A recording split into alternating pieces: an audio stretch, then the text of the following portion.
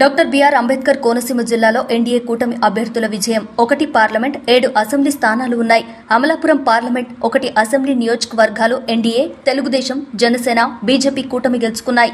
Telugu Desam Amalapuram parliament, Amalapuram, Mummidivaram, Ramachandrapuram, Mandapeta, Kothapeta assembly స్థానాలు గెలుచుకుంది.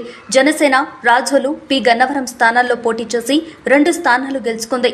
Amalapuram parliament Telugu Desam అభ్యర్థి గంటి హరీష్ మాథుర్ అసెంబ్లీ నియోజకవర్గాల నుండి అమలాపురం, ఐతాబత్తుల ఆనందరావు, మండపేట, వేగుళ్ల జోగేశ్వరరావు, కొత్తపేట, బండారు సత్యానందరావు, ముమ్మిడివరం, దాట్ల సుబ్బరాజు, రామచంద్రపురం, వాసంశెట్టి సుభాష్, జనసేన పార్టీ నుండి రాజోలు, గిడ్డి సత్యనారాయణ, పి గన్నవరం, దేవప్రసాద్ విజయం సాధించారు.